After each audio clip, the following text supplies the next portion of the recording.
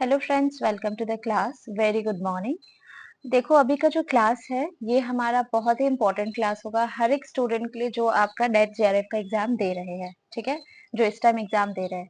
ऐसा क्या है इस क्लास में, तो बेसिकली हम यहाँ पर अभी पेपर 1 का आईसीटी यूनिट का जो सबसे इम्पोर्टेंट अभी टॉपिक चल रहा है, जो मैक्सिमम बच्चों को जिसमें कंफ्यूजन होता है, that is MX, sorry MS होता है, it's not X, MS Excel. ठीक है, एमएस एक्सेल का, माइक्रोसॉफ्ट एक्सेल का।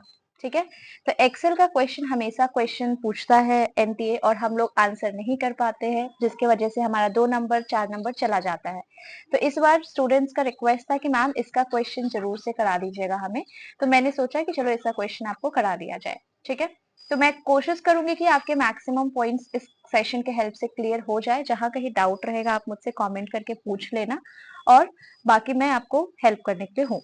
ठीक है, तो एक्सेल जो है, एक्सेल से आपका कई बार थ्योरी क्वेश्चन भी आता है और प्रैक्टिकल, लेकिन वो प्रैक्टिकल में वो आपको एक्सेल नहीं देते हैं, वो आपको बस एक्सेल का एक स्क्रीनशॉट लगा देते हैं, मतलब वहां से कॉपी करके पेस्ट कर देते हैं आपके क्वेश्चन पेपर में, और इनसे कनेक्टेड आपसे क्वेश्चन पूछ लेते हैं।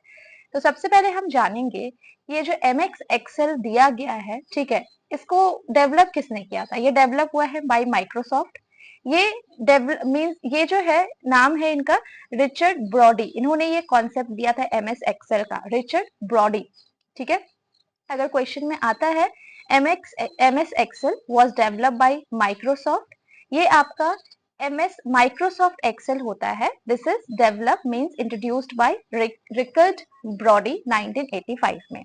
एमएक्स एक्सेल होता क्या है, एमएक्स एक्सेल कुछ इस तरीके से आपको दिखेगा, ऐसा दिखता है, राइट। कुछ ऐसा दिखता है एमएस एक्सेल, जिसमें आपका file, view, edit, insert, format, data, tool, extension, help, ये सब ऑप्शंस होता है। तो इतना हमें नहीं जानना है, हमें बस एनटीए पॉइंट ऑफ व्यू से जो क्वेश्चंस वो पूछते हैं उतना ही हमें जानना है। ठीक है, अभी हम जानेंगे एक्सेल है क्या। माइक्रोसॉफ्ट एक्सेल एक स्प्रेडशीट सॉफ्टवेयर है। क्या है ये? स्प्रेडशीट सॉफ्टवेयर है। ठीक है, जैसे कि यहाँ पर अगर आप देखोगे ना, तो ये देखो, ये एक मिनट, हाँ, ये देखो यहाँ पर क्या लिखा है, शीट 1, शीट 2, तो ये स्प्रेडशीट सॉफ्टवेयर है। ठीक है, this is a spreadsheet software जो स्टोर करता है, ऑर्गेनाइज करता है, कैलकुलेट करता है एंड एनालाइज करता है डेटा को टैबुलर फॉर्म में। टैबुलर फॉर्म मतलब क्या हुआ? टेबल फॉर्म में। ठीक है, टेबल फॉर्म में, क्योंकि आप यहाँ पर देख के बहुत आसानी से आपको समझ में आ रहा है कि पूरा टेबल जैसा बनाया हुआ है, तो डेटा को प्रॉपर वे से ऑर्गेनाइज करके रखता है। अब जैसे यहाँ पर मैंने कितना 10 स्टूडेंट्स का नाम लिया है, तो मेरे लिए तो ये 10 स्टूडेंट है, लेकिन बहुत सारे यूनिवर्सिटी में, ऑर्गेनाइजेशन में, जहाँ पर काफी 5,000 बच्चे, 1,000 बच्चे, 12,000 ऐसे ऐसे स्टूडेंट्स होते हैं, तो उनका रिकॉर्ड मेंटेन करना मुश्किल होता है। तो वो वहां पर हम लोग एक्सेल का हेल्प लेते हैं, जिसके हेल्प से हम अपने डेटा को प्रॉपर वे से ऑर्गेनाइज करके रख सके। एंड अगर हमें किसी भी पर्टिकुलर स्टूडेंट का रिकॉर्ड चेक करना है तो हम उसका प्रॉपर से चेक कर सके। ठीक है, अब यहाँ आ जाओ, क्या लिखा है। एक्सेल का कुछ की बेसिक टर्म्स है, जैसे कि वर्कबुक क्या होता है एंड वर्कशीट क्या होता है। तो एंटायर एक्सेल फाइल को हम क्या बोलते हैं? वर्कबुक। जैसे कि अगर मैं बात करूं इसका, ठीक है, तो ये पूरा क्या है? मेरा वर्कबुक है। इसको पूरा को, ये पूरा वर्क को मैं क्या बोलूंगी? वर्कबुक बोलूंगी। ठीक है, लेकिन वही अगर मैं शीट पे आ जाऊं, शीट, ठीक है, तो मैं यहाँ पर एक और शीट ऐड कर रही हूँ, शीट 2 हो गया, शीट 3 हो गया, शीट 4 हो गया, तो ऐसे करके मैं मल्टीपल शीट्स ऐड कर सकती हूँ। ठीक है, और इससे आप ये जो शीट मैं ऐड कर रही हूँ ये हो जाता है वर्कशीट। ठीक है, मतलब बुक मतलब क्या हो गया? एंटायर आपका एक्सेल का फाइल। और अगर मैं सिंगल सिंगल शीट की बात करूं, जो मैंने अभी आपको दिखाया, शीट 1, शीट 2, शीट 3, तो वो वर्कशीट होता है।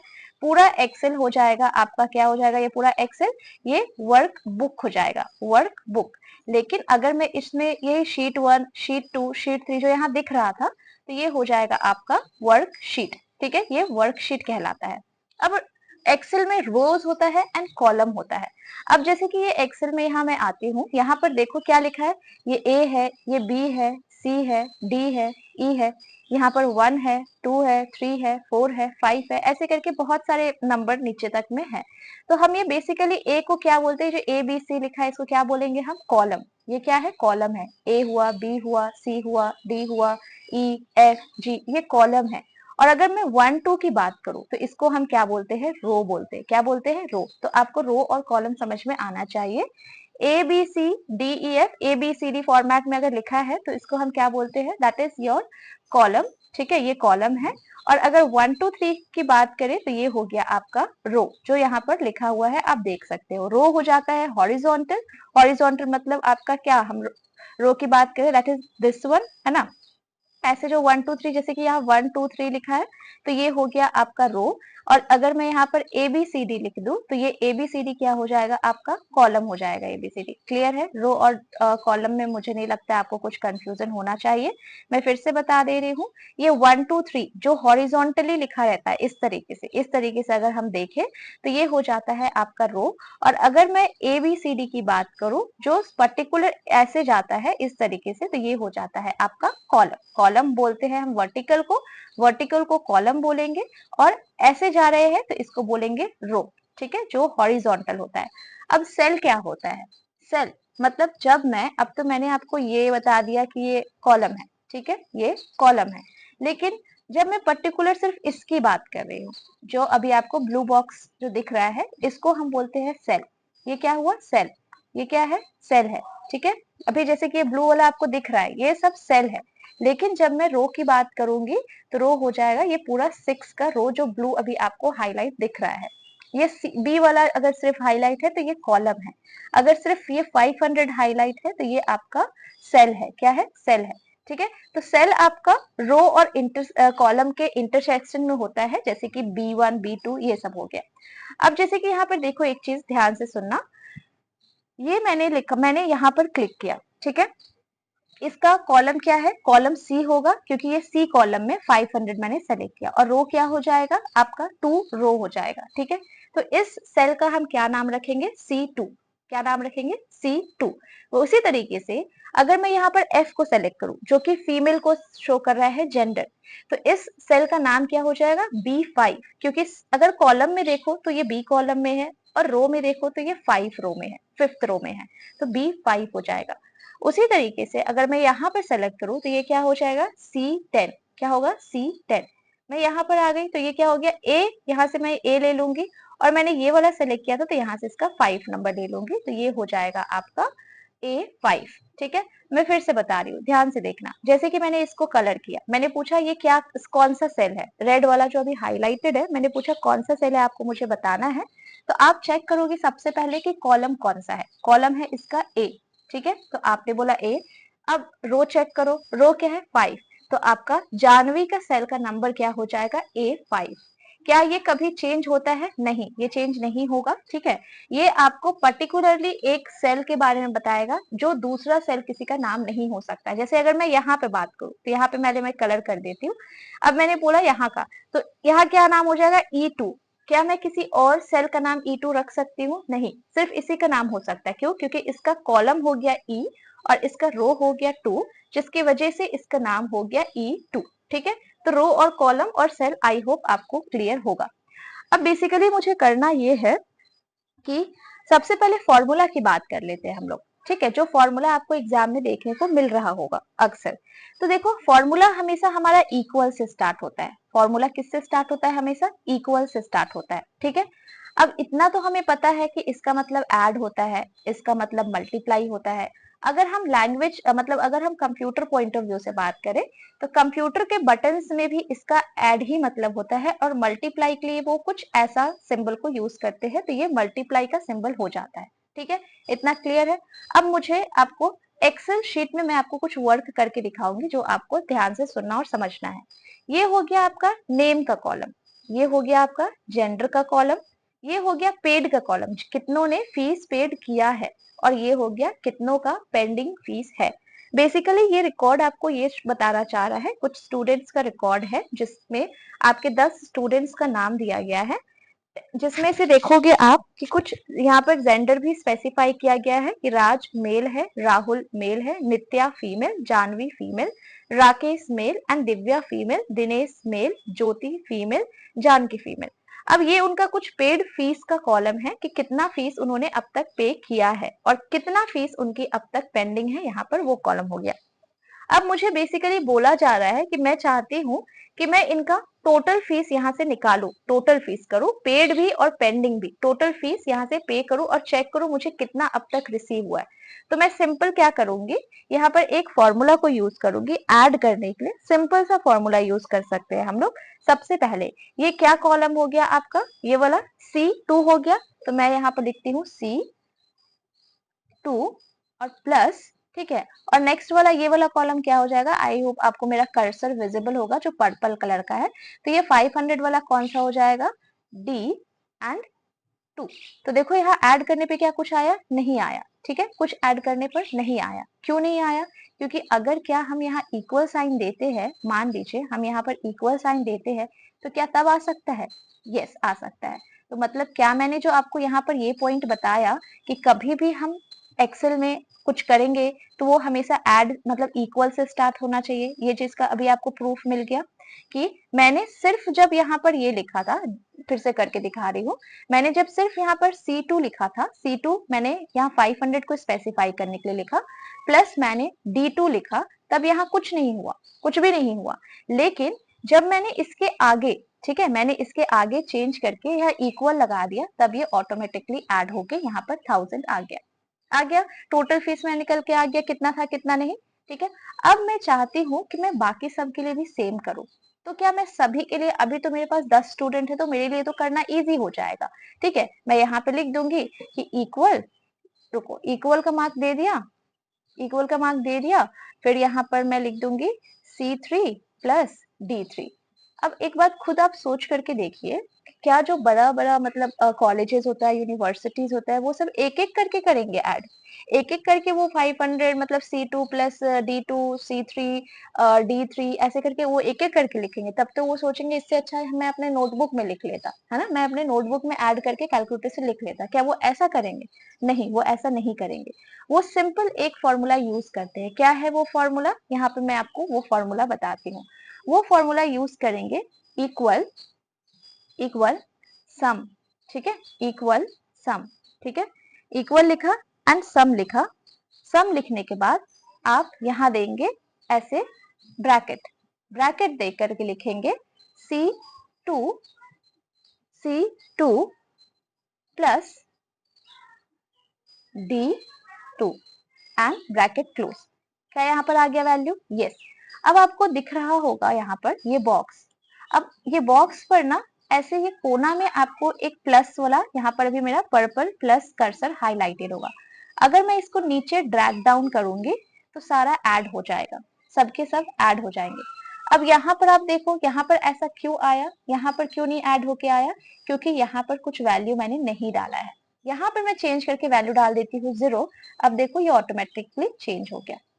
समझ में आ रहा है ना, मैंने क्या फॉर्मूला यूज किया, यहाँ देखो लिखा हुआ है, ये फॉर्मूला दिख रहा है। ऐसा आपको पेपर में, अपना क्वेश्चन पेपर में एनटीए की तरफ से जो सेट करते देखने को मिला होगा। सम ब्रैकेट C2 मतलब ये वाला हो गया, एंड प्लस क्या लिखा है D2 मतलब ये। नेक्स्ट वाला का चेक करो, C3 प्लस D3 है। आप सिर्फ यहाँ देखते जाइए, यहाँ पर मैं यहाँ से क्लिक करके दिखा रही हूँ, C4 D4 C5 D5 C6 D6, है ना। अब इससे क्या होगा कि मैंने मान लो यहाँ पर 500 को चेंज करके 600 किया, तो यहाँ पर ये ऑटोमेटिकली चेंज हो गया, क्योंकि मैंने ऐसा फॉर्मूला सेट करके रखा है कि जब भी मैं यहाँ पर कोई भी वैल्यू चेंज करूंगी, ये ऑटोमेटिकली यहाँ पर कैलकुलेट करके वहां पर चेंज करके आपको दिखा देगा, ठीक है। मैंने ऐसा फॉर्मूला सेट किया है, इस वजह से ऐसा हो पाया। अब एक बात सोचो खुद, मैंने ये फॉर्मूला चेंज करके, मान लो मैंने ये फॉर्मूला चेंज किया, मैंने सम नहीं लगाया और सम को हटा करके मैंने सिर्फ C2 प्लस D2 रखा, ठीक है। तो एक मिनट, एक मिनट, ये वाला फॉर्मूला है दो, क्योंकि एक मिनट रुक जाओ, ठीक है।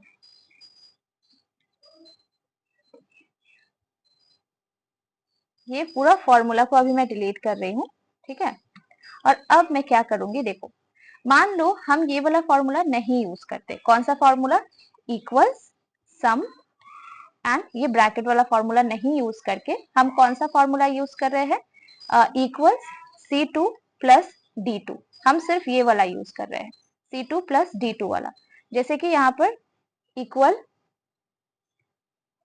C2 प्लस D2 किया, तो यहाँ पर 1000 तो आ गया, लेकिन जब हम यहाँ पर मान लो 500 से 600 कर रहे हैं तो भी यहाँ पर चेंज हो जा रहा है, ठीक है, और ये बाकी सब पे भी अप्लाई हो जाएगा, ठीक है, बाकी सब पे भी अप्लाई हो जाएगा। तो ये दो फॉर्मूला का मतलब आपको समझ में आया, दो फॉर्मूला जो मैंने यहाँ पर अभी लिख के आपको दिखाया, करके मतलब दिखाया। पहले मैं ये पूरा इरेज करती हूँ और अभी मैं फॉर्मूला जो मैंने आपको दो फॉर्मूला समझाया वो बस यहाँ लिखती हूँ। एक फॉर्मूला था इक्वल C2 प्लस D2, जहां पर सिर्फ आपका जो चेंजेस हो रहा था वो ऐड होता है, लेकिन इसको अगर आप फॉलो करते हो तो आपको एक एक सेल का फिर आपको अप्लाई करना होगा। तो इसके जगह हम क्या कर सकते हैं, सम ब्रैकेट C2 प्लस D2 ऐसे करेंगे तो बाकी सब का भी सेम ऐड होते जाएगा, ठीक है। अब मान लो मैं नेक्स्ट आपको समझाने जा रही हूँ। वैसे यहाँ पर देख लो क्या लिखा है बेसिक फॉर्मूला। अगर हम A1 प्लस B1 लिखते हैं, A1 आपको पता है, A1 मतलब हम A1 सेल की बात कर रहे हैं और B1 मतलब हो गया हम B1 सेल की बात कर रहे हैं, मतलब यहाँ पर सिर्फ यही दोनों सेल का ऐड करके वैल्यू आपको मिलेगा, ये पहला पॉइंट कहता है। और अगर हम सम A1 इज टू A5 लिखते हैं, इसका मतलब क्या होता है अभी मैं आपको ये बताऊंगी। जब ये इज टू वर्ड आ जाएगा तो इसका मतलब ये है A1, A2, A3, A4, A5 में जितना भी वैल्यू है ये सबका वैल्यू को ऐड करके आपको आपका नंबर यहाँ पर एक्सेल आपको देगा। ये देखो कैसे, जैसे हो गया ये वाला चीज क्लियर आपको। अब मैं चाहती हूँ कि ये वाला पूरा सेक्शन में ऐड करना चाहती हूँ, ये वाला पूरा कॉलम, ठीक है, ये पूरा कॉलम में ऐड करना चाहती हूँ। अब इसके लिए मैं क्या करूंगी, ये पूरा कॉलम को ऐड करने के लिए I am going to use one formula that is equal, फिर लिखूंगी सम, फिर डालूंगी ब्रैकेट।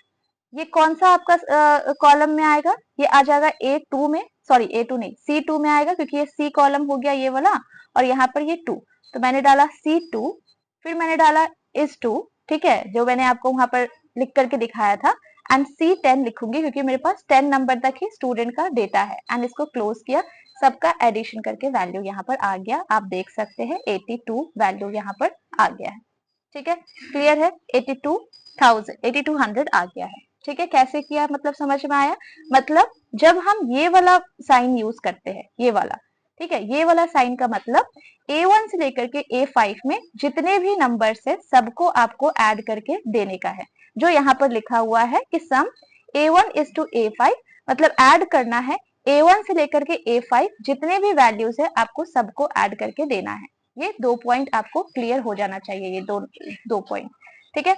अब हम आगे देखते हैं क्या लिखा है, average A1 is to A5। अगर हम लिखते हैं एवरेज, एवरेज मतलब एवरेज निकलेगा A1 is to A5, A1 is to A5 का मतलब चेंज नहीं होगा, इसका मतलब अभी भी वही है, बस ये एवरेज का चेंज हो जाएगा। अब यहाँ पर देखो, ध्यान से देखना, अभी कितना आया है 82500, इसको मैं चेंज कर देती हूँ और अब मैं एवरेज लिखूंगी, इक्वल्स AVERAGE, एवरेज, ब्रैकेट दिया, ठीक है, वैल्यू क्या डालूंगी मैं, C2 इज टू C10। एक मिनट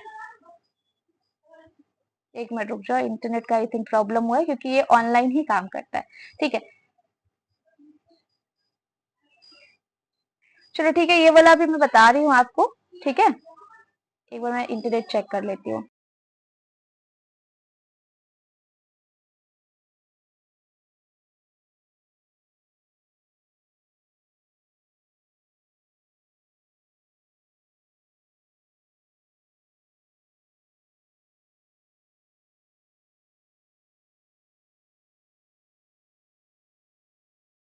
ठीक है, थोड़ा कनेक्शन का प्रॉब्लम हुआ था, वो मैं अभी आपको करके दिखा देती हूँ, बाकी मैं तब तक जब तक कनेक्शन कनेक्ट होता है तब तक मैं कुछ और बता देती हूँ आपको। ये ऑटोफिल का मतलब क्या है, ऑटोफिल का मतलब क्या होता है, ऑटोमेटिक फिलिंग, ऑटोमेटिक फिलिंग। अब जैसे कि ये दो तरीके से होता है, या तो आप ड्रैग कर सकते हो या फिर आप कॉपी एंड पेस्ट कर सकते हो, ठीक है, फॉर्मूला को यूज करके, ठीक है। कॉपी के लिए control plus C and paste के लिए कंट्रोल प्लस वी फॉर्मूला हम यूज करते हैं, ये हर जगह यूज करते हैं। बट अगर आपको सेल में मतलब एक्सेल में कुछ ऑटोमेटिक फिलिंग करना है, आपको कहीं का वैल्यू कहीं और कॉपी करना है, तो उसके लिए हम ड्रैग यूज करते हैं। क्या यूज करते हैं? ड्रैग। अब वो कैसे होता है मैं आपको यहाँ दिखा देती हूँ। जैसे कि मान लो मैंने यहाँ 10 लिखा,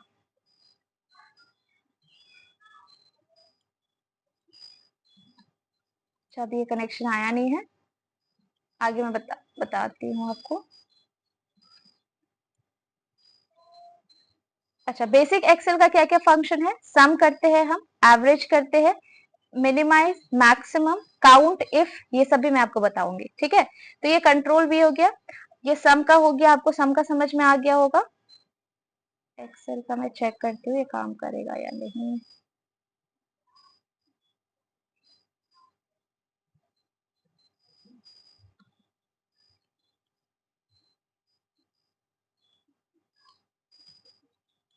चलो ठीक है, मैं इतना दूर तक क्लियर है। अब ये फॉर्मूला एक सम का हो गया। अब हम एक फॉर्मूला और आपको बताएंगे, जैसे कि अगर क्वेश्चन में लिखा है रेंज, रेंज, ठीक है, तो रेंज का मतलब क्या होता है? रेंज का मतलब क्या होता है? रेंज का मतलब है कि हम सिर्फ स्टार्टिंग वाला सेल लिखेंगे एंड एंड वाला सेल लिखेंगे। एंड वाला सेल मतलब जैसे कि ये वाला है, ये क्या है आपका? ये वैल्यू आपका रेंज में है। हमने स्टार्टिंग का लिखा A1 एंड एंड का लिखा है A5, मतलब A1 से लेकर के जितना भी आपका A5 तक के बीच में वैल्यूज आएगा ये सबको काउंट करेगा। तो इसको हम क्या बोलते हैं? रेंज बोलते हैं। क्या बोलते हैं? रेंज। ठीक है, अब जैसे कि मान लो मुझे A1 डेटा है, मेरे पास A1 A2 है, A3 है, A4 है। मुझे मान लो सिर्फ A1 का ऐड करना है और A3 का ऐड करना है, तो इसके लिए मैं क्या यूज करूंगी? इसके लिए मैं फंक्शन जो यूज करूंगी, जो फॉर्मूला, वो हो जाएगा सम का, इक्वल सम, ब्रैकेट दिया, A1 लिखा, कॉमा एंड A3 लिखूंगी। मतलब मुझे सिर्फ A1 का वैल्यू चाहिए एंड A3 का वैल्यू चाहिए। मतलब इसमें एक एक चीज का आपको मीनिंग को समझना होगा, तब जाके आपको क्लियर हो पाएगा। ठीक है, हमने अभी तक क्या क्या देखा? अगर आपका लिखा है A1 plus A2 plus A3, ठीक है, और यहाँ पर इक्वल का साइन तो देना ही है, मतलब ये आपको A1 plus A2 plus A3 का वैल्यू ऐड करके दे देगा। अब मैंने लिखा equals to sum A1 is to A3, तो इसका मतलब है कि ये A1 से लेकर के A2 एंड A3 ये सबको आपको ऐड करके यहाँ पर दे देगा। अब मैंने लिखा इक्वल्स सम A1 एंड यहाँ पर कॉमा यूज करिए एंड A3, मतलब ये किसको ऐड करके देगा? आपको सिर्फ A1 प्लस A3 को ऐड करके आपको आंसर देगा। इतना ही होता है आपका एक्सेल का अभी तक में। चलो ठीक है, ये काम कर रहा है। मैं आपको ड्रैग वाला समझाने वाली थी। मान लो मैंने लिखा यहाँ पर 50, ये काम क्यों नहीं कर रहा है? ठीक है, 50 लिखा। अब मैं चाहती हूँ कि ये 50 मैं बार बार ना लिखूं। सारे स्टूडेंट्स ने मुझे 50 रुपीज ही दिया है किसी भी काम के लिए, कोई भी फीस पे किया है, तो मैं सब में 50 लिखने के लिए क्या मैं एक एक करके ऐसे 50 लिखूंगी? ऐसे तो मुझे बहुत समय लग जाएगा। अगर मेरे पास 1000 बच्चे होंगे तो मैं क्या कर सकती हूँ? मैं 50 लिखने के लिए मैं स्ट्रेट अवे सबसे पहले इसे डिलीट कर देती हूँ। ठीक है, मैं यहाँ 50 लिखूंगी। उसके बाद ये आपको दिख रहा होगा, ये यहाँ पर एक प्लस का आइकन जैसे पहले दिख रहा था, आपको यहाँ पर प्लेस करना है अपने कर्सर को। ठीक है, कर्सर को प्लेस करना है, ये प्लस आ गया। अब सीधा इसको नीचे ड्रैग कर दो, पूरा 50 हो जाएगा। तो इसको ड्रैग बोलते हैं। क्या बोलते हैं? ड्रैग। वही अगर इस सेल पर, ठीक है, इस सेल पर, एक मिनट, वैसे ही अगर इस सेल पर ऐसे मान लो ये हैंड बना हुआ आ रहा है, ये हैंड का आपको फोटो दिख रहा होगा, सिंबल दिख रहा होगा, ये हैंड को ऐसे पकड़ने का है। मतलब हैंड तो आप नहीं पकड़ोगे, आप बेसिकली माउस को क्लिक करोगे एंड इसको लेकर के कहीं भी अगर आप जाओगे ना एक्सेल में, तो ये वैल्यू सेम टू सेम यहाँ से रिप्लेस होके यहाँ पर आ जाएगा। तो ये प्लस का मतलब समझा, ये प्लस हम ड्रैग करने के लिए करते हैं, लेकिन अगर ये हैंड होगा तो हैंड हम वैल्यू को रिप्लेस करने के लिए करते हैं। देखो वैल्यू यहाँ से उठ करके कहाँ जा रहा है? कहीं और। जहां भी आपको डालने का है वो आप इस हैंड के हेल्प से कर सकते हो। ठीक है, अब मैं आपको एवरेज वाला बता रहे थे हम, तो यहाँ पर एवरेज के लिए इक्वल का साइन यूज किया, एवरेज लिखा, एवरेज लिखने के बाद यहाँ ब्रैकेट दिया हमने, उसके बाद हमें C2 से एवरेज करना है, C2 से लेकर के आपको C10 तक। देखो यहाँ पे एवरेज का वैल्यू चेंज होता है, यानी चेंज हो गया एवरेज का वैल्यू, दैट इज 911.11। ठीक है, तो ये एवरेज हो गया। वही अगर इसको ऐड करना होगा, हमें ये पूरा को अगर ऐड करना है तो ऐड के लिए हम क्या यूज करेंगे, तो इसको मैं डिलीट कर देती हूँ ये फॉर्मूला को, equals some bracket C2 is to C10 and bracket close. तो ये ऐड होके आ गया। ठीक है, सेम अगर हम यहाँ पर एक बार ऐड करना चाहे, ये पूरा को ऐड करना चाहे, तो एक एक को ऐड करने के बजाय हम यहाँ सिंपल फॉर्मूला पुट करेंगे, सम ब्रैकेट, क्योंकि हमारे इस सेल का नाम D2 है, 600 वाले सेल का नाम क्या है, D2, 600 वाले का D2 है, तो D2 यहाँ लिखेंगे। ठीक है, D2, क्योंकि मैंने D2 पे क्लिक किया तो ये ऑटोमेटिकली ले लिया, इस टू डालेंगे एंड लास्ट वाले सेल का नाम क्या है, D10, और यहाँ ब्रैकेट क्लोज करेंगे तो ये ऑटोमेटिकली वैल्यू ले लिया। तो ये हो गया सिंपल आपका ऐड करने को सबका, स्पेसिफिक किसी वैल्यू को ऐड करने का। ठीक है, सबका एक स्पेसिफिक आप देख सकते हो। ये हो गया आपका सम का मतलब, और सम अगर ए और कॉमा दिया है तो उसका मतलब, मैं कॉमा वाला भी एक बार आपको चेक करके बता दे रही हूँ। अब जैसे मान लो, ठीक है, कि आपको सिर्फ ये वाला ऐड करना है, दैट इज E3 और E7 ऐड करना है, E3 और E7। तो मैं मुझे जो ऐड करना है मैं सिर्फ वही हाईलाइट कर दे रही हूँ। इधर ये रेड वाला ऐड करने का है और ये 1000 वाला। ठीक है, तो इसके लिए इक्वल्स डालेंगे, सम लिखेंगे, ब्रैकेट स्टार्ट करेंगे। हमारा ये वाला सेल का नाम क्या है, E5। तो E लिखेंगे और 5 एंड यहाँ पर कॉमा देंगे, 2 बार लिखा गया है E5। ठीक है, एंड यहाँ पर कॉमा देंगे, E5 ऑलरेडी यहाँ ले लिया है, फेच कर लिया है, क्योंकि मैंने रेड हाईलाइट कर दिया है तो वो एक्सेल ऑटोमेटिक समझ जाता है।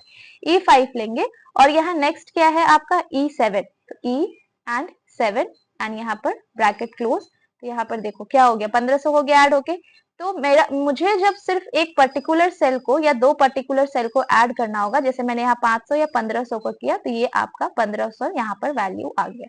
ठीक है, अब मुझे ये पूरा ऐड करना होगा तो हम क्या करेंगे, उसके लिए पूरा ऐड करने के लिए सबसे पहले मैं कलर हटा देती हूँ। पूरा ऐड करने के लिए ये फॉर्मूला पहले मैं डिलीट करती हूँ। पूरा ऐड करने के लिए इक्वल्स सम लिखेंगे, ब्रैकेट देंगे, E2 लिखेंगे, क्योंकि ये कॉलम का नाम E है और रो का नाम 2 है, इस 2 लगाएंगे एंड E10 लिखेंगे एंड ब्रैकेट क्लोज करेंगे, तो ये पूरा ऐड होके आ जाएगा। ठीक है, तो ये तीनों कॉन्सेप्ट आपको क्लियर हो जाना चाहिए, जो मैंने करके दिखाया है उससे। एक बार खुद से भी करोगे तब ये वाला तीनों कॉन्सेप्ट आपको समझ में आएगा कि प्लस में कॉमा क्यों अलग हम यूज करते हैं, इस टू हम क्यों अलग यूज करते हैं और उसका मतलब क्या होता है, और प्लस यूज करते हैं उसका मतलब क्या होता है।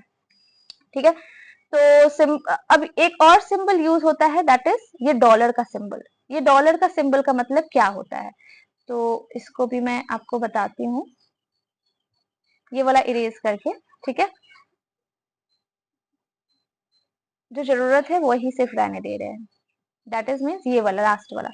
अब जैसे ये डॉलर लिखा है, डॉलर, तो डॉलर का मतलब होता है लॉक, हम कोई सेल को लॉक कर रहे हैं। ठीक है, अब वो कैसे करते हैं वो देखो।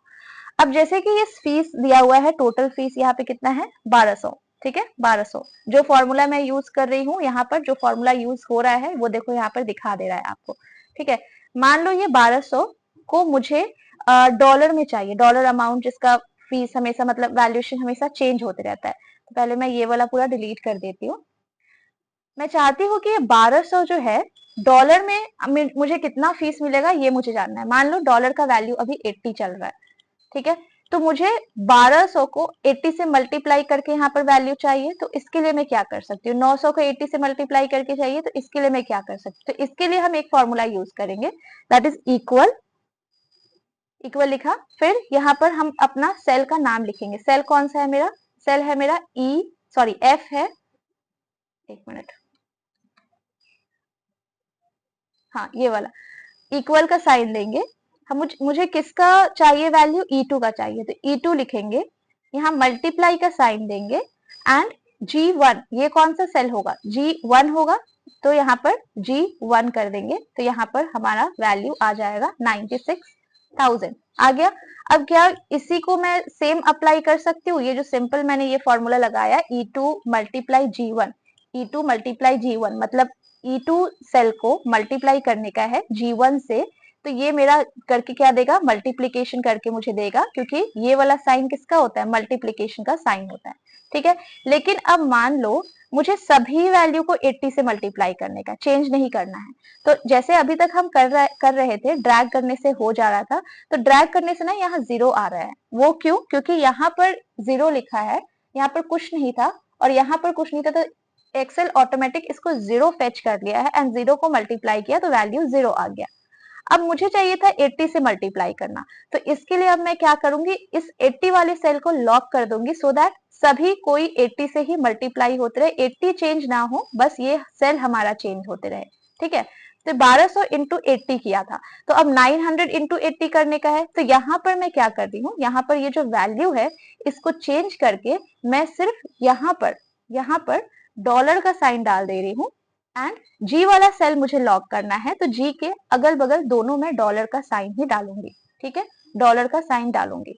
ये हुआ क्या, हाँ देखो हो गया, ठीक है, यहाँ पर देखो ये डॉलर का साइन लग गया। इसका मतलब ये है कि E2 सेल को मल्टीप्लाई करना है, लॉक है यहाँ पर साइन, मतलब जी सेल को लॉक करने का है, जी सेल को लॉक करने का है और जी सेल का रो नंबर 1 को लॉक करने का है। तो अब अगर मैं यहाँ पर मल्टीप्लाई करती हूँ, ठीक है, अब मैं यहाँ पर इसको सेल को यहाँ पर ड्रैग करती हूँ, तो देखो क्या वैल्यू आता है, वैल्यू चेंज हो गया, क्योंकि मैंने यहाँ पर डॉलर साइन लगा दिया था, जिससे क्या हो गया, ये 80 वाला लॉक हो गया और सब यहाँ जो नंबर्स था ये 80 से मल्टीप्लाई होते हुए आया, तो यहाँ पर चेंज हो गया है। तो एक चीज हमेशा याद रखने का है आपको कि जब भी हम ये डॉलर साइन यूज करते हैं, दैट मीन्स हम उस सेल को लॉक कर दे रहे हैं, उस सेल को लॉक कर दे रहे हैं। यहाँ पे क्या होता है, E2 सेल को हम ले रहे थे और यहाँ पर मैंने डॉलर लगा दिया, जिसकी वजह से हर एक सेल जो है 80 से मल्टीप्लाई होते गया, तब जाके मेरा वो नंबर आ पाया, ठीक है। अब जैसे यहाँ पर आप देख सकते हो, ये क्वेश्चन है जो आपका आई थिंक ये 2025 का ही क्वेश्चन है, ठीक है, 2025 का क्वेश्चन है, एनटीए ने जो पूछा था। इसमें देखो क्या पूछा गया है, ये सब कुछ अभी तक क्लियर होगा। एक बार मैं लास्ट शीट में यहाँ पर आपको ऐड करके बता देती हूँ अभी तक जो कुछ भी हमने देखा है। जैसे कि पहला पॉइंट हमारा कहता है, पहला पॉइंट कि अगर आपको सेल को ऐड करने का है, सेल को जैसे A2 सेल हुआ या फिर A3 सेल हुआ या फिर A4 सेल हुआ, एक सेल में बना ही लेती हूँ, रुक जाओ, एक सेल में बना रही हूँ, A B C D E F और यहाँ रो 1 2 3 4 एंड 5, यहाँ पे वैल्यूज दे रही हूँ 10 20 30 40 एंड 50, यहाँ पे रख रही हूँ 10 10 10 एंड 10 एंड 10, ठीक है। और आपको सी और डी के हेल्प से आपको पता लगेगा। अब सी कॉलम में मैं क्या चाहती हूँ, ऐड करना, मतलब इन दोनों को ऐड करना है, तो हम कौन सा फॉर्मूला यूज करेंगे, इक्वल्स A2 प्लस B2। इससे सिर्फ स्पेसिफिकली यही वाला सेल ऐड होगा, दैट मीन्स यही सिर्फ ऐड हो पाएगा, ठीक है। अब मुझे जब ये पूरा ऐड करना है, ये पूरा, ठीक है, ये पूरा ऐड करना है, तो हम क्या यूज करेंगे, इक्वल्स सम, ब्रैकेट स्टार्ट होगा, कौन सा आपका कॉलम है बी वाला, तो यहाँ पर B1 लिखेंगे, ये वाला 1, B1 plus B2 plus B3 plus B4 and plus 5, इससे भी आपको आपका आंसर मिल जाएगा, ठीक है। इक्वल्स टू, इसी चीज को हम इतना लिखने के बजाय, क्योंकि अगर मेरे पास 1000 स्टूडेंट होगा तो मुझे B1000 तक एंट्री करनी होगी, लेकिन इतना टाइम हम नहीं दे सकते, क्योंकि एक्सेल में अगर काम कर रहे हो तो स्मार्टली काम करना है। तो इसके जगह पे हम क्या यूज कर सकते हैं, B1 इज टू B5। अगर मान लो मेरे पास 1000 स्टूडेंट का रिकॉर्ड होता तो मैं क्या करती, equals to some bracket B1 से लेकर के B1000 तक आपको ऐड करना है। मैं एक्सेल को ऐसा इंस्ट्रक्शन देती और एक्सेल जो है मुझे ये चीज ऐड करके दे देता। अब मान लो मुझे एक्सेल में सिर्फ 30 का एडिशन चाहिए एंड 50 का एडिशन चाहिए, तो इसके लिए मैं क्या करूंगी, जब मुझे सिर्फ इस दोनों सेल का ही सिर्फ एडिशन चाहिए, तो उसके लिए लिखूंगी इक्वल्स सम ब्रैकेट, ये कौन सा सेल हो जाएगा आपका, ये वाला कौन सा सेल हो जाएगा, ये हो जाएगा column A and row number 3। तो यहाँ पे क्या लिखूंगी A3 एंड कॉमा देना है, फिर ये ए मतलब ये 50, ठीक है, ए का ये 50 लेने का है, तो A5 दैट मीन्स यहाँ पर A5 लिखूंगी, तो मुझे सिर्फ ये दोनों ऐड करके दे दिया जाएगा। ठीक है, इतना दूर तक क्लियर होगा आई बिलीव। अब मान लो नेक्स्ट लॉग का मैं बता रही हूँ, लॉग का ये वाला डॉलर का साइन का मतलब होता है लॉग, ठीक है, लॉग। अब मुझे चाहिए कि मैं यहाँ पर 10 लिखा है मैंने, लॉग के लिए मैं दूसरा टेबल बना लेती हूँ क्योंकि फिर कंफ्यूजन हो जाएगा। ठीक है, लॉग के लिए, ठीक है, जस्ट फॉर लॉग कॉन्सेप्ट जिसको हम डॉलर से शो करते हैं, लॉग कॉन्सेप्ट जिसको हम डॉलर से शो करते हैं। ये सब आप एक्सेल में एक बार बना के देखेंगे साथ साथ, तभी समझ में आएगा, सिर्फ देखने से क्योंकि नहीं समझ में आता है, मैंने भी ट्राई किया तब जाके हो पाया। ठीक है, तो हाँ, रिकॉर्ड क्रिएट करना था, A column, B column, C column, ठीक है, ये हुआ first row, second row, third row, fourth row, fifth row and sixth row. ठीक है, अब यहाँ पे मैं लिख लेती हूँ 10, 20, 30, 40 एंड 50, और यहाँ पे लिख लेती हूँ 10, 10, 10, 10 एंड 10। और मैं चाहती हूँ कि मैं ना इंडियन रुपीज से, तो मेरे को मेरा वैल्यूज पता है, ठीक है, मैं चाहती हूँ कि मुझे अपना फीस डॉलर का वैल्यू में जानने का है। ठीक है, डॉलर का वैल्यू में जानने का है। तो मैं क्या करूंगी कि मैं यहाँ पर डॉलर का वैल्यू पहले एंटर करूंगी। डॉलर का वैल्यू मान लो अभी 70 है, ठीक है, 70 है, तो मुझे यहाँ पर नंबर चाहिए जो ये दोनों को मल्टीप्लाई करके डॉलर का वैल्यू में यहाँ पर वो नंबर चाहिए मुझे। ठीक है, तो बेसिकली होगा क्या, पहले तो नॉर्मल अगर देखा जाए तो यहाँ मल्टीप्लाई की जाएगी, फिर इसको डॉलर में कन्वर्ट किया जाएगा, ऐसा होना चाहिए। बट जो कि हम एक्सेल में काम कर रहे हैं, तो हम लॉक फीचर को यूज करेंगे। लॉक फीचर में हम क्या करेंगे, लॉक में पहले हम ये वाला सेल का नाम लिखेंगे, पहले हम इक्वल का साइन देंगे क्योंकि हमेशा हमारा एक्सेल का सारा फॉर्मूला इक्वल से ही स्टार्ट होता है। उसके बाद हम ब्रैकेट देंगे, ठीक है, ब्रैकेट देना आई थिंक, हाँ ब्रैकेट दो चाहे नहीं दो, ब्रैकेट का ले लेते हैं, छोड़ो ब्रैकेट नहीं देने का है, एक बार देख लेते हैं यहाँ पर क्या यहाँ पर ब्रैकेट था, नहीं ब्रैकेट नहीं है, देखो यहाँ पर ब्रैकेट नहीं है ना, नहीं है ब्रैकेट, तो ब्रैकेट नहीं चाहिए हमें। ठीक है, यहाँ पर अगर आप देखोगे तो एक चीज और मैं आपको दिखा दूं कि ये जी $1 चेंज नहीं हो रहा है, सिर्फ E2, E3, E4, E5, E6 change हो रहा है क्योंकि हमने E का वैल्यू यहाँ चेंज किया है, E का वैल्यू, बाकी आपका हर जगह वैल्यू G का सेम है, इसलिए G का कुछ चेंजेस नहीं हो रहा है। ठीक है, तो सेम यहाँ पर देखो, हम लगाएंगे यहाँ पर C1 लगाएंगे, एक मिनट, फॉर्मूला क्या लगाएंगे, इक्वल C1, ठीक है, C1। अब मुझे इसका वैल्यू सेम रखना है तो हम लगाएंगे डॉलर डी, क्योंकि डॉलर का डी का जो वैल्यू है वो हमें सेम रखना है सबके लिए, एंड 1। इसका मतलब ये हुआ कि C1 का आप वैल्यू डालोगे, ठीक है, एक मिनट, C1 में वैल्यू डालना है तो यहाँ बी होगा ना, क्योंकि बी का वैल्यू डाल रहे हैं B1, ठीक है, B1 इक्वल्स टू, जैसे यहाँ पर देखो ये आपका ये ऐड हुआ था, ये वाला मल्टीप्लाई हुआ था, डॉलर वाला ये आपको दिख रहा होगा, ये मल्टीप्लाई हुआ था, तो इसमें ये सिर्फ ये सब चेंज हो रहा है। ठीक है, ये चेंज हो रहा है, चेंज हो रहा है, बाकी मल्टीप्लाई किससे हुआ है, इससे मल्टीप्लाई हुआ है, तो 96,000 है ये। ठीक है, तो इसमें E1 B1 इसका वैल्यू डालने का है, अच्छा यहाँ C1 ही होगा, मतलब C1 ही होगा। ठीक है, तो यहाँ पर C1 डाल देंगे, इक्वल्स C1। अब इसका मतलब ये होता है कि C1 में जो वैल्यू आया है, ठीक है, ये C1 का वैल्यू और साथ ही साथ डॉलर, मतलब ये वैल्यू हमने लॉक कर दिया और ये मल्टीप्लाई हो करके इससे मल्टीप्लाई होके आपको यहाँ पर आंसर दिखेगा, फिर इससे मल्टीप्लाई होके यहाँ आंसर दिखेगा, फिर इससे मल्टीप्लाई होके यहाँ पर, क्योंकि हमने यहाँ मल्टीप्लाई का साइन यूज किया है। ठीक है, फिर यहाँ मल्टीप्लाई होके यहाँ पर, तो डॉलर का मतलब आई होप आपको क्लियर होगा कि डॉलर जब हम यूज करते हैं उसका मतलब हम किसी एक सेल को लॉक कर रहे हैं, हम चाहते हैं कि वो सेल लॉक रहे सभी के लिए और चेंज ना हो।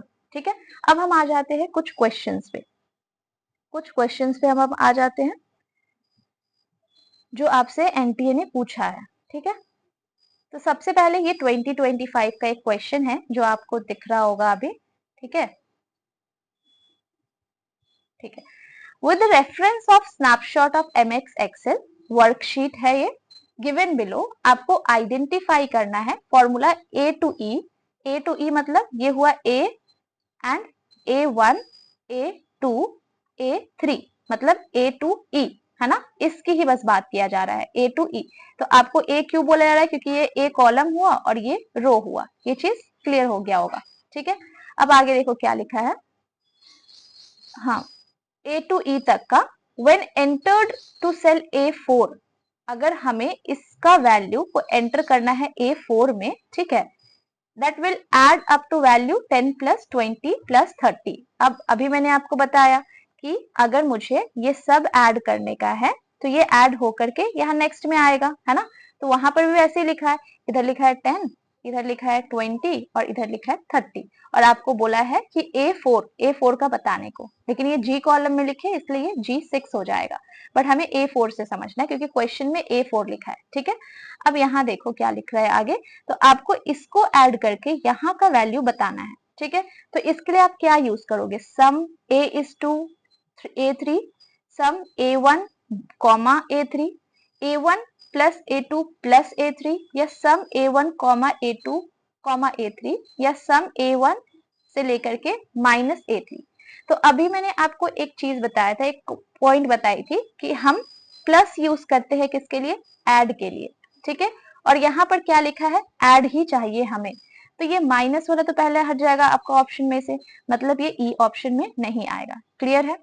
अब हम आगे देखते हैं, मैंने आपको बताया था कि जब हम A1 कॉमा लिख करके A3 लिख रहे हैं, मतलब हमें सिर्फ सेल A1 का ऐड चाहिए और सेल A3 का ऐड चाहिए, लेकिन यहाँ पर क्या लिखा है आपको, A से लेकर के E तक का आपको चाहिए, A से लेकर के E तक का, ठीक है। फॉर्मूला A से लेकर E तक में A4 का हमें वैल्यू चाहिए, और यहाँ पर ये भी लिखा है 10, 20, 30 ऐड करना है, मतलब A1 भी ऐड करना है, A2 भी ऐड करना है और A3 भी ऐड करना है, मतलब ये कॉमा वाला लॉजिक तो यहाँ पर जो A1, A3 लिखा है ये नहीं आएगा, ठीक है, क्योंकि ये सिर्फ ये बताता है कि आपको सेल A1 ऐड करना है और सिर्फ A3 ऐड करना है, जबकि हमें एज पर द क्वेश्चन 10, 20, 30 मतलब ये भी ऐड करना है, ये भी ऐड करना है एंड ये भी ऐड करना है, मतलब हमारा A1 भी आएगा प्लस A2 भी आएगा प्लस A3 भी आएगा, ठीक है, ये तीनों आएगा।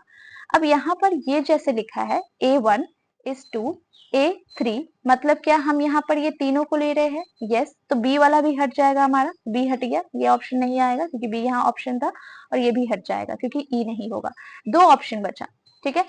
A1 plus A2 plus A3 मतलब ये तीनों को ऐड करना है, ये तो बिल्कुल सही है, मतलब C आएगा और C आएगा, मतलब ये हमारा आंसर हो जाएगा क्योंकि यहाँ C नहीं है, ठीक है। अब बाकी सब भी देख लेते हैं, सम मतलब ऐड हुआ, आपको कॉमा मतलब होता है A1 cell, A2 cell and A3 cell, और यहाँ हमें ऐड भी A1 करना है, A2 करना है एंड A3 करना है, दैट मीन्स D भी आएगा। A1 वाला भी देख लो, A1 is to A3 मतलब A1, A2 एंड A3 तीनों चाहिए, मतलब आपका सही आंसर इसमें से कौन सा हो जाएगा, ये वाला हो जाएगा एक सही आंसर, और ये वाला हो जाएगा, और डी वाला, that means ACD is the correct answer. समझ में आया ये वाला कैसे क्वेश्चन सॉल्व किया, इस क्वेश्चन, ये क्वेश्चन जबकि आपका PYQ 2025 का क्वेश्चन है, 2025 का ये क्वेश्चन है, ठीक है।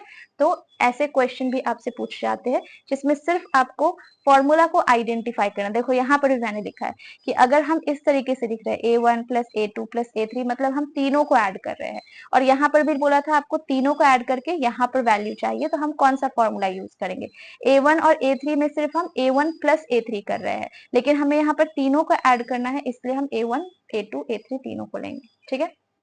अब देखो, अब cell type of cell reference in Excel, अगर लिखा है A1 मतलब क्या हुआ, हम सिर्फ A1 रो और कॉलम, मतलब A1 रो 1 हुआ एंड कॉलम कौन सा हुआ, कॉलम A हुआ, हम उसकी बात कर रहे हैं। तो दिस इज रिलेटिव, ये रिलेटिव टाइप कहलाता है, क्या टाइप कहलाता है, रिलेटिव टाइप कहलाता है। Both row and column can change when formula is copied, ठीक है, तो ये A1 आपका रिलेटिव कहलाता है।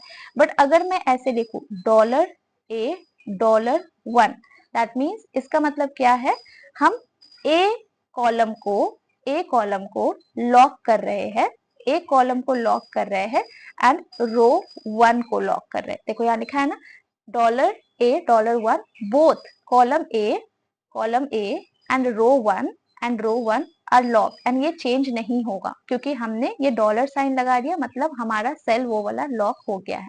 ठीक है, अगर मैं लिख रही हूं ऐसे $A1 या फिर $1, इसका मतलब क्या होता है? अगर मैंने ए के पहले अगर डॉलर लगाया है दैट मीन्स ओनली एक ही पार्ट लॉक है, एक ही पार्ट, मतलब इसका क्या है, सिर्फ ए पार्ट लॉक है, ए पार्ट लॉक है, मतलब कॉलम ए लॉक होगा, कॉलम ए लॉक होगा, वन सेल लॉक नहीं होगा। और अगर मैंने इसके आगे डॉलर लगाया तो इसका मतलब क्या होगा कि आपका रो 1 लॉक है, सिर्फ रो 1 लॉक है सिर्फ। ठीक है, ये चीज क्लियर हुआ कि किसका मतलब क्या होता है, ये चीज आपको समझ में आना चाहिए। जैसे कि मैंने यहाँ पर ए के आगे डॉलर साइन लगाया है तो इसका मतलब सिर्फ ए लॉक है मेरा। ठीक है, और यहाँ पर मैंने 1 के आगे डॉलर साइन लगाया है, मतलब रो 1 लॉक है मेरा। ठीक है, ये चीज आपको क्लियर हो गया होगा आई बिलीव। और यहाँ पर इसके साथ में भी लगाया है मैंने, और यहाँ पर इसके सामने भी, मतलब यहाँ पर ए भी लॉक है और साथ ही साथ रो 1 भी लॉक हो गया, दोनों लॉक हो गया है। ठीक है, दोनों लॉक है। अब जैसे कि यहाँ पर देखो क्या क्वेश्चन है, ये क्वेश्चन भी आपका PYQ ही है। लिखा है consider the following MS Excel worksheet. ठीक है, मंथ में दिया गया है जनवरी, फरवरी, मार्च, अप्रैल, मई, जून। नंबर ऑफ क्लासेस टॉट, कितना क्लासेस पढ़ाया गया है टीचर की तरफ से, 20 क्लास जनवरी में दिया गया है, 14 क्लास फरवरी, 17 मार्च, 13 अप्रैल, 12 में मई एंड 15। पेमेंट दिया गया है उनको 1500 पर क्लासेस करके, 1500 पर क्लासेस करके टीचर को पेमेंट मिला है। ठीक है, अब आपको बेसिकली इसमें दिया गया है सम इफ्स, ये सम अलग है, ये इफ्स अलग है। अब आप बोलोगे मैम आपने सम का मतलब तो बता दिया, इफ्स का मतलब क्या होता है, IFS। तो देखो सम का मतलब होता है ऐड। ठीक है, ये हमें क्लियर है, मतलब ये ऐड वाला क्वेश्चन है। अगर लिखा हुआ है सम के आगे इफ, मतलब सिर्फ एक ही कंडीशन अप्लाई होता है क्वेश्चन पे, एक ही कंडीशन। लेकिन अगर IF के आगे S लगा दिया, मतलब यहाँ पर मल्टीपल कंडीशन है क्वेश्चन में, मल्टीपल कंडीशन इसको सॉल्व करने में लगाना होगा। जैसे कि ये क्वेश्चन अगर आप देखेंगे तो इस क्वेश्चन में देख करके आपको समझ में आएगा, इफ्स लिखा है मतलब पहला कंडीशन ये है, ये वाला, एंड दूसरा कंडीशन ये है। तो दो कंडीशन अप्लाई हुआ है इस क्वेश्चन पे, जिसकी वजह से यहाँ पे इफ्स लिखा है। C2 से लेकर के C7, क्योंकि ये जो दो डॉट लिया है ना, ये C2, C3, C4, C5, C6, C7 सबको रिप्रेजेंट कर रहा है। ठीक है, सबको रिप्रेजेंट कर रहा है। तो हमें यहाँ पर चेक करना है बेसिकली आपका C2 से C7 तक, C2 से C7 तक। ठीक है, C2 से C7 तक। तो सम इफ्स, ठीक है, सम इफ्स C2 से C7, C2 से C7 मतलब ये हुआ C का कॉलम, C2 यहां से स्टार्ट हुआ है, C7 यहां तक एंड हुआ है, कॉमा कॉमा B2 से B7, B2 यहां से देखो ये B हुआ और ये B2 और ये 7। ठीक है, B2 से B7 इज ग्रेटर देन 13। अब हमें वो सेलेक्ट करना है जो नंबर सिर्फ ग्रेटर देन 13 है। मतलब क्या हम 13 को लेंगे, नहीं, ग्रेटर देन 13 मतलब एक ये वाला आ जाएगा, एक ये हो जाएगा, एक 17 हो जाएगा और एक 15। ठीक है, मतलब ये दोनों नहीं आएगा। ठीक है, ये पहला कंडीशन। दूसरा कंडीशन देखो, C2 is to C7 में ग्रेटर देन 22,500। तो हमें सिर्फ वही वैल्यू को कंसिडर करना है जो 22,500 से ज्यादा होगा। दैट मीन्स ये 30,000 तो आएगा, लेकिन ये 21 नहीं आएगा क्योंकि ये 21 22 से कम है। 25 भी आएगा, 19 नहीं आएगा, 18 भी नहीं आएगा एंड 22,500 भी नहीं आएगा क्योंकि हमें इससे ज्यादा लेना है। ठीक है, तो हमें क्या निकालना है, उसका सम। तो कितना नंबर आप देख करके मुझे बताओ, कितना नंबर आपका 22,500 से ज्यादा है। एक हो गया ये 30,000 और एक हो गया आपका ये 25,500। ठीक है, इसका सम निकाल देंगे 555 एंड 00 एंड गेस व्हाट, हमें हमारा आंसर मिल गया, दैट इज 55,500। सिंपल था। क्या था सिर्फ इसमें करना आपको, कि आपको सेल को आइडेंटिफाई करना था C2 से C7 एंड B2 से B7।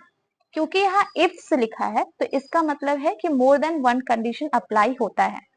C2 से C7 और B2 से B7, B2 से B7 के लिए क्राइटेरिया है हमें सिर्फ 13 से ज्यादा नंबर को देखना है, ठीक है। तो 13 से ज्यादा नंबर कितना है, ये हो गया 1 और 2, 3 एंड 4, ठीक है। एंड हमें देखना है C2 से C7 में कितना, 22,500 से ज्यादा नंबर, तो हो गया ये 30,000 एंड ये 25, और इसका सम निकालना है क्योंकि यहाँ पर ये लिखा है इसलिए हम इसका सम निकाल रहे हैं हम, ठीक है, सम निकाल रहे हैं और सम निकाल करके आपके सामने इसका आंसर आ गया, ठीक है। सिंपल था, ये भी आपका 2025 आई थिंक 2023 एंड 2024 का रिपीटेड PYQ है, ये रिपीटेड PYQ, ठीक है। तो सिर्फ इफ्स लगा था इसका मतलब 2 कंडीशन अप्लाई हो रहा है और इफ लगेगा मतलब 1 कंडीशन अप्लाई है। तो हमें सिर्फ चेक करना है कि क्वेश्चन में बेसिकली किस वैल्यू को पूछा गया है, कौन सा सेल को पूछा गया है, एंड मोर देन कितना है, क्योंकि मोर देन 22,500 था इसलिए हमने 22,500 को नहीं लिया, 255 समथिंग था उसको लिया। तो जिससे मोर देन पूछेगा हम उससे ज्यादा को लेंगे और हमें हमारा आंसर मिल जाएगा। नेक्स्ट क्वेश्चन देखो, यहाँ पर सेम क्वेश्चन है आपका, रिपीट हुआ है, एनटीए ने सेम क्वेश्चन पूछा है। Consider the following snapshot of MS Excel, ठीक है, MS एक्सेल का क्वेश्चन है, वर्कशीट दिया गया है। ये हुआ A सेक्शन, ये हुआ B कॉलम, ये हुआ C कॉलम, ये हुआ D कॉलम। यहाँ दी गई है डेज, B कॉलम में क्वांटिटी, C कॉलम में sales and D column is blank. अब इन सेल D18, ठीक है, D18 मतलब हम इसकी बात करें, ये वाला सेल का, ठीक है, ये हुआ D, एक मिनट, हाँ ये हुआ D और ये हुआ 18, मतलब हम 18 है ना, मतलब ये वाला यहाँ, मतलब हम इसकी बात कर रहे हैं, ठीक है, D18, ठीक है, क्लियर है किसका बात कर रहे हैं, D18 मतलब, D18 मतलब हम इस सेल की बात कर रहे हैं, ठीक है, इस सेल की। The value returned by function sum ifs, again ifs है मतलब more than one condition apply हो रहा है, मोर देन वन कंडीशन, ठीक है। सम ifs C18 is to C23, मतलब C18 से लेकर के इज टू है, मतलब ये पूरा वैल्यू आ जाएगा, ठीक है। And B18 is to B23, मतलब ये B का B23 पूरा आ जाएगा। मोर देन 3 वैल्यू लेना है हमें, मोर देन 3 मतलब ये हो जाएगा, ये होगा, ये होगा, ठीक है, 658 क्योंकि मोर देन 3 बोला है, ठीक है। एंड C18 से C23 का मोर देन 500, C18 से C23 का मोर देन 500, मतलब ये हुआ एंड ये हुआ, और कोई है क्या, नहीं, 300 और नहीं है, मतलब 2 वैल्यू आया, इज, ठीक है। In question paper the formula was given, so we have made some changes in the question mark to make it correct, ठीक है। तो ये कितना आएगा, अब आप सिंपल है, इस दोनों को ऐड कर दो जैसे पहले वाले क्वेश्चन में किया, दैट इज 1099 एंड 674, ऐड करेंगे कितना होगा, 9 3 एंड यहाँ 1, 9 1 10 17 6 1 7 एंड यहाँ पर 1, मतलब आपको आपका आंसर मिल गया। आपका आंसर क्या है, ये वाला हो जाएगा आपका answer, this is the answer. Simple था, ये वाला आपका बस एक नोट दिया गया, क्वेश्चन पेपर में गलत दिया तो यहाँ करेक्शन किया गया इसलिए, ठीक है। तो क्वेश्चन आपका बेसिकली यहाँ से लेकर के यहाँ तक ही है, जिसमें हमने देखा C18 और B18 का कंडीशन दिया, इफ्स लिखा है अगेन, तो इफ्स लिखा है तो पहला कंडीशन ये हुआ एंड दूसरा कंडीशन ये हुआ। 500 से ज्यादा वैल्यू किसका है, एक इसका है और एक इसका है, तो इसका ऐड करेंगे 1773 आ जाएगा, सम लिखा है इसलिए ऐड किया तो हमें हमारा आंसर मिल गया 1773, ठीक है। तो आई होप आपको ये सब समझ में आ रहा होगा कैसे क्वेश्चंस एनटीए पूछता है और कैसे आपको आंसर करना का। अब देखो एक वी लुकअप का क्वेश्चन आपने देखा होगा, वी लुकअप, VL लुकअप या वी लुकअप, ठीक है। तो बेसिकली वी लुकअप और इसका क्या कॉन्सेप्ट है मैं यहाँ पर आपको लिख करके बता देती हूँ। देखो लुकअप की बात करें, लुकअप, तो लुकअप आपका बेसिकली 2 टाइप्स का होता है, एक होता है वी लुकअप, एक होता है एच लुकअप। वी लुकअप मतलब होता है वर्टिकल, वर्टिकल लुकअप की हम बात कर रहे हैं, और एच लुकअप का मतलब होता है हम हॉरिजॉन्टल लुकअप की बात कर रहे हैं, ठीक है, V lookup and horizontal lookup, ठीक है। और एक होता है आपका रेंज लुकअप, एक है आपका रेंज लुकअप, ठीक है। रेंज लुकअप में आपका 2 होता है, एक होता है ट्रू और एक होता है फॉल्स। ट्रू का मतलब होता है कि आपका जो भी वैल्यू आ रहा है वो अप्रोक्स है, उतना से अप्रोक्स, मतलब मान लीजिए मेरा वैल्यू आया है ऐड करने के बाद 1.63333, तो मैंने इसको कितना कर दिया लिख करने के लिए 1.64, तो ये अप्रोक्स वैल्यू हुआ। क्या हुआ? Approx value. वहीं अगर मेरा वैल्यू सिर्फ 16 आता तो ये कितना है? ये पूरा एग्जैक्ट वैल्यू है। तो जब हम एग्जैक्ट वैल्यू लिखते हैं पूरा पॉइंट टू पॉइंट, तो यहाँ पर ये फॉल्स में आता है, that is exact point to point value, point to point value addition करने पर। ठीक है, सिस्टम का ये फंडा है। ठीक है, कि जब आपका अप्रोक्स कुछ आता है तो वहां पर ट्रू फॉर्मूला लगता है, जब एग्जैक्ट पूरा नंबर आता है तो वहां फॉल्स का फॉर्मूला लगता है, फॉल्स लिखा रहता है। ठीक है, फॉल्स लिखा रहता है। यहाँ पर जैसे देख रहे हो ट्रू लिख दिया, मतलब वो जो वैल्यू आपको सिस्टम दिया है वो अप्रोक्स में दिया है, और अगर फॉल्स लिख दिया मतलब आपका जो भी वैल्यू वहां दिया जा रहा है वो एग्जैक्ट एकदम पॉइंट टू पॉइंट है। तो ये रेंज लुकअप का डिफरेंस दो पार्ट था, और यहाँ पर ये लुकअप का दो पार्ट है, वर्टिकल एंड हॉरिजॉन्टल। ठीक है, अब हम यहाँ आ जाते हैं, क्या है देखो क्वेश्चन में, वी लुकअप। वी लुकअप का यहाँ पर एक्सप्लेनेशन क्या है ध्यान से देखना। ठीक है, क्योंकि इससे क्वेश्चन आया हुआ है। वी लुकअप का मतलब होता है वर्टिकल लुकअप, जो हम यूज करते हैं जब डेटा हमारा अरेंज रहता है कॉलम में। कॉलम में हम चेक करेंगे वर्टिकल, क्योंकि हमारा कॉलम ही वर्टिकल टाइप में होता है, ए हुआ, बी हुआ, सी हुआ, तो इसको हम क्या बोलते हैं? बेसिकली कॉलम ही बोलते हैं। तो वी लुकअप में हम कॉलम को देखेंगे। क्या देखेंगे? कॉलम को देखेंगे।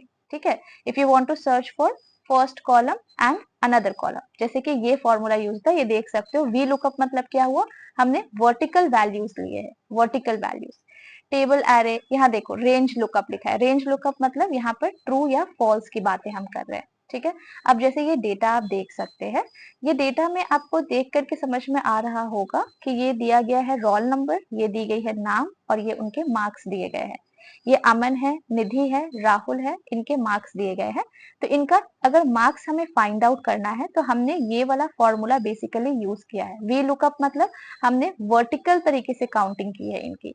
102 आया, 102 क्या है? Table array.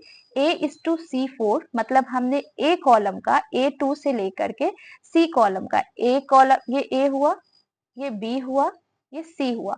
ठीक है, A2 यहाँ नहीं आएगा तब, एक मिनट, नाम लिख देने में थोड़ा गड़बड़ हो गया है।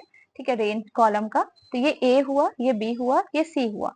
मतलब हमने मार्क्स कैलकुलेट कैसे किया है? A2 से लेकर के, दिस इज A2, क्योंकि ये फर्स्ट कॉलम होगा, ये सेकंड होगा, ये थर्ड होगा, एंड ये फोर्थ होगा। फर्स्ट कॉलम से लेकर के हमने कहाँ तक लिया है? पूरा C4 तक। तो C का ये 4 नंबर हुआ और C का ये 4 यहाँ, मतलब हमने पूरा नंबर ऐड किया है।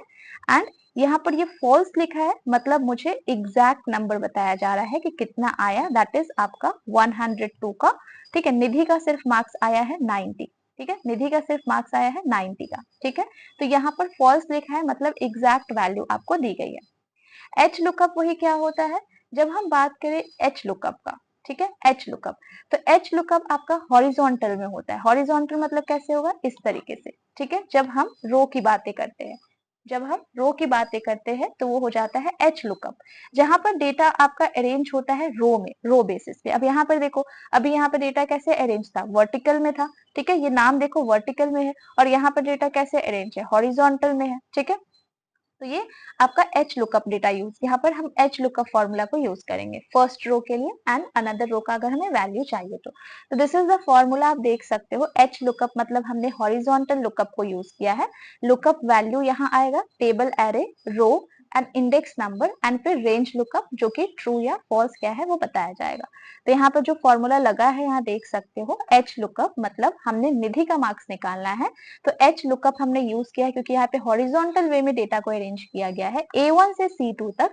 तो यहाँ पर एक ही रो है तो जिसकी वजह से A1 लिखा है, एंड A1 लिखा है, दैट मीन्स A1 यहाँ पर। ठीक है, एंड C2 मतलब यहाँ पर। ठीक है, तो फॉल्स यहाँ पे अप्रोक्सीमेशन में आपको आंसर दिया गया है। अब ये है जो क्वेश्चन जो एनटी आपसे पूछे है वी लुकअप और एच लुकअप का।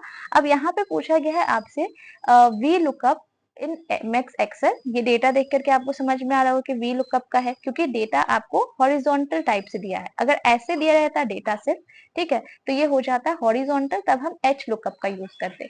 तो यहाँ पर वी लुकअप क्यों लिखा है समझ में आ गया। अब देखो, when cell enter into L2, तो बेसिकली ये एल सेक्शन हो जाएगा, एल कॉलम, मतलब यहाँ पर मैं लिख देती हूँ आपका जे कॉलम, ठीक है, क्योंकि आपका यहाँ पर देखोगे अगर तो यहाँ पर जे भी है, तो यहाँ पर मैं जे लिख दे रही हूँ, और यहाँ ए बी सी डी, ठीक है।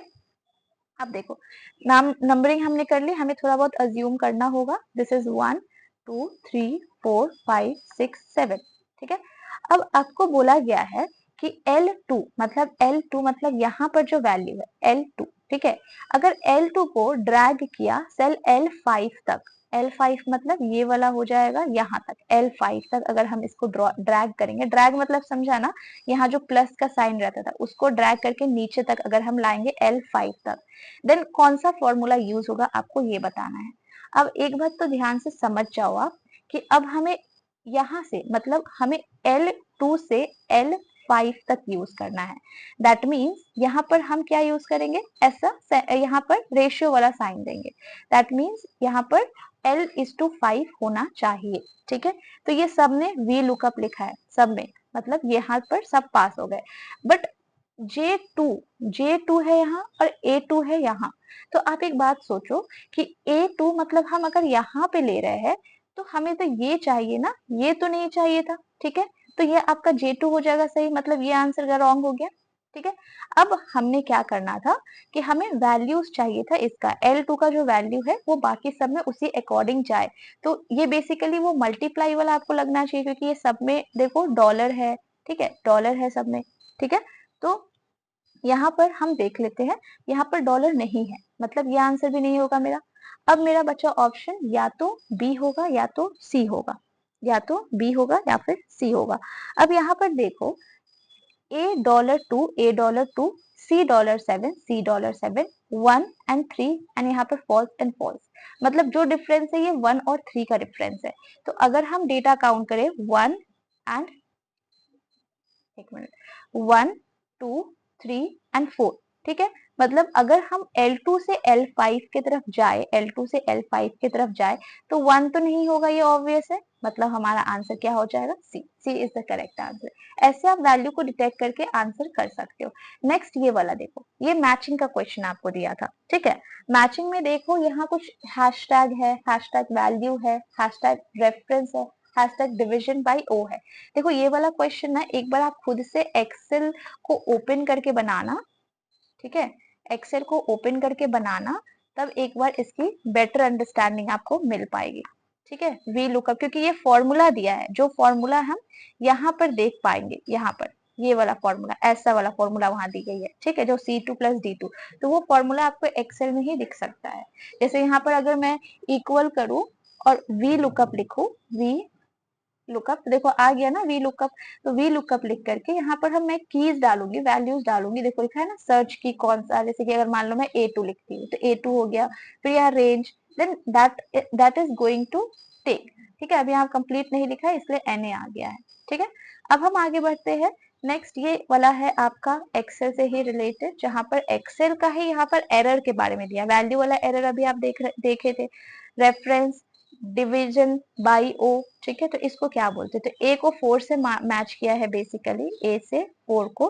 तो जब आपको एक्सेल में ऐसा साइन देखने को मिले तो उसका मतलब क्या है कि cell contain a number that is too wide for the result to be displayed. मतलब यहाँ पर अगर मान लो ऐसे लिखा हुआ है बहुत सारा, ठीक है, तो ये तो आपको ऐसा दिख रहा है, लेकिन ऐसा एरर तब आता है, बेसिकली ये टाइप्स ऑफ एरर है जो हमें एक्सेल में देखने को मिलता है। तो ऐसा एरर ऑटोमेटिकली, जैसे यहाँ पर ये एरर आया है ना हैशटैग NA, तो यहाँ पर मैं क्लिक करूंगी तो ये एरर लिखा हुआ आ रहा है, क्या एरर है, वैसे ही ऐसा एरर बना हुआ आता है, जिसका मतलब ये होता है कि इस सेल में काफी ज्यादा डेटा है, ठीक है, कंटेन अ नंबर, जो कि डिस्प्ले कर पाना पॉसिबल नहीं है। When cell contain a number that is too wide for the result to be displayed, मतलब उस सेल में इतना डेटा है कि उसको डिस्प्ले नहीं किया जा सकता है, तो जिसके लिए ये वाला एरर साइन यूज किया जाता है। वैल्यू वाला एरर तो अभी आपने देखा, वैल्यू वाला एरर जब आपने कुछ फॉर्मूला में गलत कर दिया है, when arithmetic formula contain text instead of number, ठीक है, तो तब आपका ये वाला एरर हो जाता है। जैसे कि यहाँ पर अगर हम वैल्यू वाला एरर को देखें, ये वाला, ये NA वाला है, सॉरी ये NA वाला है, वैल्यू वाला नहीं। जब हम यहाँ पर कुछ रॉन्ग कर देंगे फॉर्मूला में, तब आपका वैल्यू वाला एरर आएगा। और वैल्यू वाला एरर का मतलब होता है कि जब एरिथमेटिक फॉर्मूला में काफी ज्यादा टेक्स्ट हो जाए इंस्टेड ऑफ नंबर, मतलब वैल्यू कम होने से आपका वैल्यू एरर आ जाता है, ऐसे याद कर सकते हो। जब वैल्यू कम हो जाती है तब आपका वैल्यू एरर आता है। REF एक्सक्लेमेशन, इसका मतलब क्या होता है? तो इसका मतलब भी हम देख लेते हैं। ये हो जाता है आपका C का 1, that means when formula cell contain that is having some invalid cell. हम कोई ऐसा सेल को ले रहे हैं जो इनवैलिड है, तो REF के लिए हम इनवैलिड याद रखें। और DIV बाई O ये हो जाता है एम्प्टी सेल के लिए, ठीक है। जब हम एम्प्टी सेल, कोई सेल एम्प्टी को हम काउंट कर ले रहे हैं तो वो DIV को शो करेगा। तो इतना से तो आपको क्लियर हो जाना चाहिए कि अगर एग्जाम में हैशटैग वाला एरर दिया है तो इसका मतलब डेटा इज टू वाइड। अगर एग्जाम में वैल्यू वाला एरर दिया है, इसका मतलब इसमें value is less, number is less और इसमें टेक्स्ट ज्यादा है, ठीक है। Text is more, text is more and numbers are less. अगर REF वाला एरर दिया है तो इसका मतलब आपने जरूर से कोई इनवैलिड सेल को काउंट कर लिया है जो नहीं होना चाहिए। और अगर DIV/O वाला एरर है तो इसका मतलब होता है कि आपने कोई एम्प्टी सेल ले लिया है, एम्प्टी सेल जो एक्चुअल में नहीं होना चाहिए था। तो ये सेल का एरर का मीनिंग आप देख लीजिएगा। अब यहाँ पर देखो एक और क्वेश्चन है MS Excel, जहां पर बोला गया है what will be the value of the cell C1, C and यहाँ का पूछा गया आपको containing the formula sum if है मतलब एक ही कंडीशन अप्लाई हो रहा है। देखो if लिखा है, if मतलब ओनली वन कंडीशन। जहां पर A1 is to A6, A1 से लेकर के A6 तक मोर देन 100, मोर देन 100 कौन कौन सा है? This is more than 100 and this is more than 100। And B1 से B6, तो B1 से B6 का क्या होगा? तो मोर देन 100 का वैल्यू कितना है? 20 और 30, सिंपल है। 30 और 20 को ऐड कर देंगे 50, that means 50 is our answer. क्योंकि यहाँ पर सम इफ बोला था और इफ मतलब एक ही कंडीशन होता है, मैंने आपको बताया। तो एक कंडीशन इन्होंने ये लगाया था A1 is to A6 में देखो 100 से कौन सा ज्यादा है, तो 100 से ज्यादा 150 और 130 है। और B1 से B6 का वैल्यू तब क्या होगा? तो इसके सामने दो वैल्यूज हम ले लेंगे 20 और 30 और हमारा आंसर 50 हो जाएगा, ठीक है। तो इसमें लिखा था सिर्फ इफ का मतलब सिर्फ वन कंडीशन, हमें सिर्फ एक कंडीशन को फुलफिल करना है। और यहाँ पर एक कंडीशन दिया था A1 से लेकर के A6 तक। हाँ, A1 से A6 तक में 100 से ज्यादा वैल्यू को देखो तो दो ही था, 30 और 20, हम जिसको लेकर के ऐड कर देंगे तो ये B1 से B6 का वैल्यू हमें निकाल के दे देगा, दैट इज 50। तो 50 हमारा आंसर हो गया। नेक्स्ट क्वेश्चन है, इन MS Excel फॉर्मूला ये वाला यूज किया गया है, ठीक है, +5, ठीक है, +5, ठीक है। फॉर्मूला है आपका यहाँ पर $1 मतलब हमने सिर्फ वन रो को लॉक किया है, फर्स्ट रो को लॉक किया है, ठीक है, +5 और यहाँ पर थर्ड रो को हमने लॉक किया है, रो थर्ड लॉक है, ठीक है। इन द सेल D9 जब इसको कॉपी करते हैं F12 तक तो ये क्या हो जाएगा? ठीक है, जब कॉपी करेंगे F12 तक तो ये क्या हो जाएगा? तो बेसिकली सबसे पहले आप इस फॉर्मूला को नीचे लिख लो एक बार, +5 इन D9 जब कॉपी किया F12 तो क्या हो जाएगा? तो सिमिलर इसका आंसर होना चाहिए, ये वाला चीज भी आपको इससे समझ आ रहा होगा, ठीक है। अब हमने जब कॉपी किया है, कॉपी करके हम कहीं और पेस्ट कर रहे हैं, तो कॉपी मतलब क्या होता है? सेम टू सेम होगा। मैक्सिमम पार्ट अब मिलाओ ये ऑप्शन में से कौन सा सेम है? तो यहाँ डॉलर है और यहाँ डॉलर है ही नहीं, तो ये तो आएगा ही नहीं, डॉलर वाला बाकी बचा। अब हमने इसको कॉपी यहाँ से किया है and paste copy to cell F12 फिर हमने कॉपी किया है, ठीक है। तो B1 ऑलरेडी ये है, एक मिनट, हाँ, B1 ऑलरेडी ये है, तो बी तो होगा ही क्योंकि हमने लॉक सिर्फ किसको किया है? 1 को लॉक किया है, बी तो वही है और सी भी वही रहेगा, तो ये दोनों ये आ गया। डी नहीं होगा, सी नहीं होगा, मतलब दिस इज द आंसर। ठीक है, मैंने क्या बोला, जो सबसे मिलता जुलता होगा। एक मिनट, नहीं नहीं ये नहीं, हमने तो 1 को लॉक किया है ना, और यहाँ तो नंबर ही चेंज हो जा रहा है, 2 लॉक हो जा रहा है। एक मिनट मैं फिर से बता रही हूँ उसको, देखो यहाँ पर लॉक जो किया है वो कौन सा है, 1 लॉक किया, और यहाँ लॉक किया है वो 3 है, मतलब 1 और 3 सेम रहेंगे। 1 और 3 सेम कहाँ है, ये है और ये है। ठीक है, बाकी ये आंसर नहीं होगा, ये आंसर नहीं होगा, क्योंकि यहाँ लॉकिंग पार्ट भी चेंज हो रहा है। तो यहाँ भी सेम है, यहाँ भी सेम है, लेकिन एक चीज आप देखो कि ये वाला लॉक जो हमने किया है, इसके नियर अबाउट अगर हम पेस्ट करेंगे, दैट विल बी ये वाला होगा ना। डी तो नहीं होगा, क्योंकि बहुत ज्यादा डिस्टेंस में हो जाएगा, तो सी और डी। ठीक है, सी और डी हमारा इसका आंसर हो जाएगा। ठीक है, ये कॉपी होकर के F12 में जाएगा। ठीक है, तो ऐसे करके भी आप इसका आंसर मार्क कर सकते हो। अब ये है दूसरा क्वेश्चन, जैसे कि यहाँ पर देख सकते हो, ये भी आईसीटी का ही क्वेश्चन है। बोला गया है L plus M is equal to N, जहां पर L का नंबर दिया गया है आपको 1 0 0, थोड़ा छोटा करके लिखती हूँ। ठीक है, L का वैल्यूज दिया गया है आपको 1 0 0 0 1 एंड 1, और इसका बेस वैल्यू कितना है, 2। बेस वैल्यू है आपका 2। ठीक है, तो बेस वैल्यू यहाँ पे मैं लिख दे रही हूँ, और n का वैल्यू दिया गया है आपको, n का 1 0 1 0 0 0, और इसका भी बेस वैल्यू है 2। आपको m का वैल्यूज पता करना है इन डेसिमल फॉर्मेट। तो ऐसे क्वेश्चन सॉल्व करने बहुत इजी हो सकता है। आपका जो बेस नंबर होता है, जो बेस नंबर होता है, हम उसी से मल्टीप्लाई कर देते हैं। जैसे कि यहाँ पर सिंपल है, सब जगह अब मल्टीप्लाई का साइन देना है आपको। पहले नंबर ऐसे लिख लो, मल्टीप्लाई का साइन दे दो, 2 लिखो हर जगह, क्योंकि बेस वैल्यू कितना था, 2 लिखा।